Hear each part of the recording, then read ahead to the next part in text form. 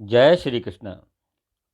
माघ मास महात्म के 8वें अध्याय की कथा।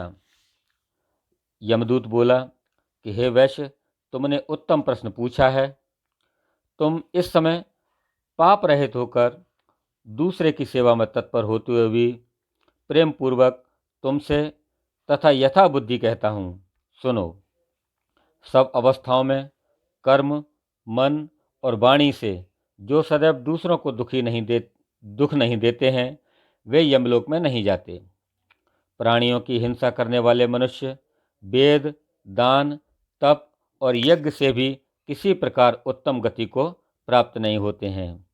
अहिंसा ही सबसे बड़ा धर्म, तप और दान है। दयालु मनुष्य मच्छर, खटमल, लीक, जुआ आदि प्राणियों को भी अपने समान रक्षा करते हैं। ऋषियों ने कहा है कि ऐसे मनुष्य जलते अंगारों से व्याप्त दुर्गम पथ को और भूत प्रेतों की तरंग वाली यम यात्रा को नहीं देखते। जो मनुष्य अपने जल तथा थल के प्राणियों को भोजन हेतु मारते हैं, वे कालसूत्र नामक नरक में दुर्गति को पाते हैं और अपने मांस का भोजन तथा पीव लोहू पीते हैं और औंधे मुंह पीव की कीचड़ में डाल दिए जाते हैं और इनको कीड़े काटते हैं। अंधेरे में एक दूसरे के घातक होकर परस्पर खाते हैं और घोर शब्द करते हुए एक कल्प तक वहीं रहते हैं। हे वैश्य, फिर नरक से निकलकर बहुत दिनों तक स्थावर योनि को भोग कर वे क्रूर सैकड़ों तिर्यक योनि में जाते हैं। हिंसक व्यक्ति जन्मांध, दरिद्र और अंगहीन जन्म पाते हैं। इसीलिए हे वैश्य, दोनों लोकों में सुख चाहने वाले मनुष्यों को मन, कर्म तथा वाणी से दूसरे से द्रोह नहीं करना चाहिए। हिंसक लोगों को सुख दोनों लोकों में नहीं भी मिलता है। जो किसी प्राणी की हत्या नहीं करते, उनको कहीं डर नहीं रहता। जिस तरह सीधी और टेढ़ी बहने वाली नदियाँ समुद्र में ही मिल जाती हैं, ठीक उसी तरह से सभी धर्म दृढ़ रूप से अहिंसा में ही प्रवेश करते हैं। हे वैश्य श्रेष्ठ, जिसने प्राणियों पर दया किया, वह सब तीर्थ में नहा चुका और सब यज्ञों में उसने फल पाया। हे वैश्य, जो अपने वर्णानुसार शास्त्रोक्त धर्म का पालन करते हैं, वे यमलोक में नहीं जाते। ब्रह्मचारी, गृहस्थ, वानप्रस्थ तथा यति सभी अपने अपने धर्म में तत्पर होकर स्वर्ग में ही निवास करते हैं। जो इष्ट पूर्ति अर्थात जलाशय आदि बनवाते हैं, 5 यज्ञ करते हैं तथा सदैव दया करते हैं, वे यमलोक में नहीं जाते हैं अर्थात वैकुंठ को प्राप्त होते हैं। जो ब्रह्मचारी हैं, वेद पाठी हैं और नित्य अग्निहोत्र करते हैं, वे स्वर्गगामी होते हैं। जो दीन वचन नहीं बोलने वाले सूरवीर जो शत्रुओं से लड़ाई में मरते हैं, उनका वास सूर्यलोक में होता है।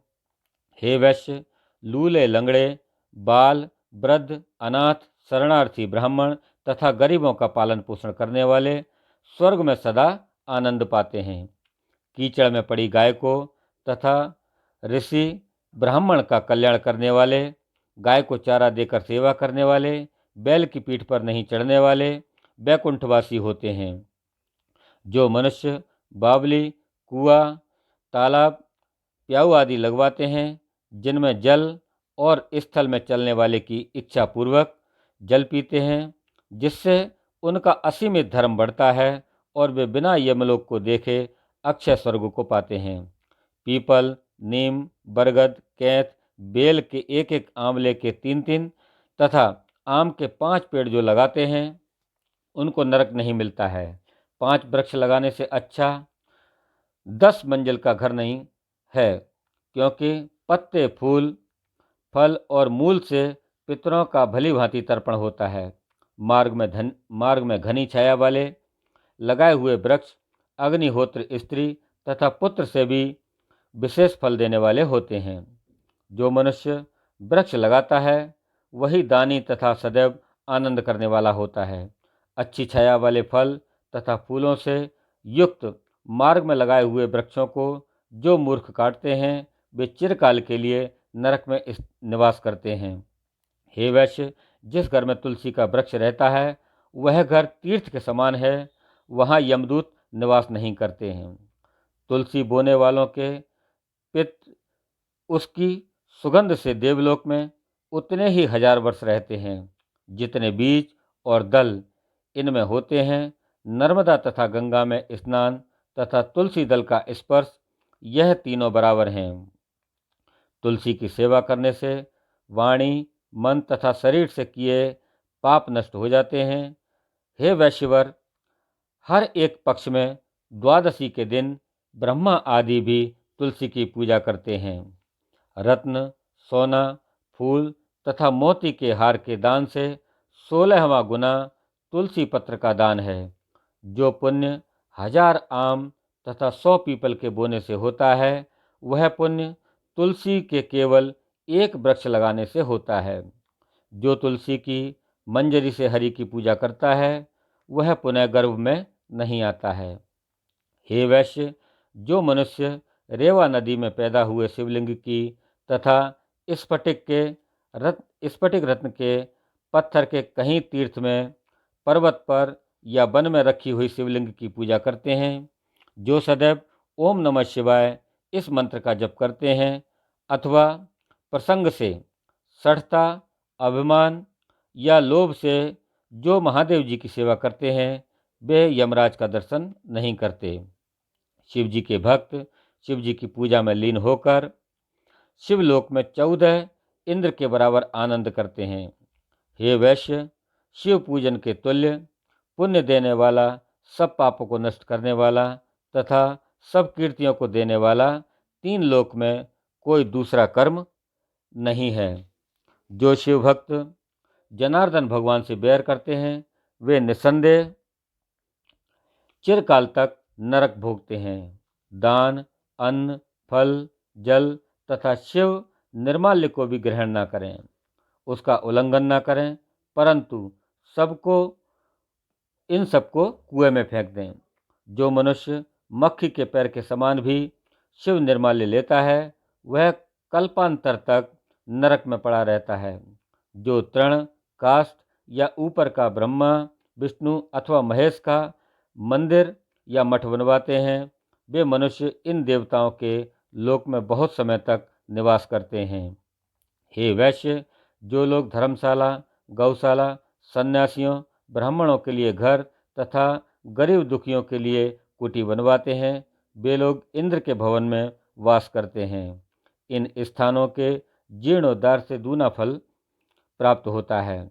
जो इनको तोड़ता है वह अवश्य घोर नरक में जाता है। जो मनुष्य ब्राह्मण, देवता तथा सन्यासी के मठ, धन तथा गांव पर अधिकार कर लेता है, वह सब धर्मों से बहिष्कृत होता है। उसके कुल, पुत्र और भाई नरक भोगते हैं। मठाधीशों का अन्न आदि अभोज्य है, इससे 21 नरक मिलते हैं। यदि इसका सेवन कर लिया है तो चंद्रायण का व्रत करें। मठाधारी को स्पर्श करके वस्त्र सहित जल में गोता लगावें तो स्वर्ग की प्राप्ति होती है। ब्रह्मा, विष्णु तथा शिव के पूजन के लिए जो बगीचा लगाते हैं, वे देवलोक में निवास करते हैं। जो मनुष्य सदैव माता पिता, देवता और अतिथियों को संतुष्ट करते हैं, वे अंत समय ब्रह्मा जी के उत्तम लोक को जाते हैं। बोलिए श्री विष्णु भगवान की जय। तो दोस्तों, यह थी माघ मास के महात्म के 8वें अध्याय की कथा। आपको कैसी लगी हमारी यह कथा? आप हमें कमेंट बॉक्स में जाकर अवश्य लिखें। आपको हमारी कथा पसंद आई हो तो आप हमारी इस वीडियो को लाइक करें, शेयर करें और हमारे चैनल को सब्सक्राइब करना न भूलें। धन्यवाद। जय श्री कृष्ण।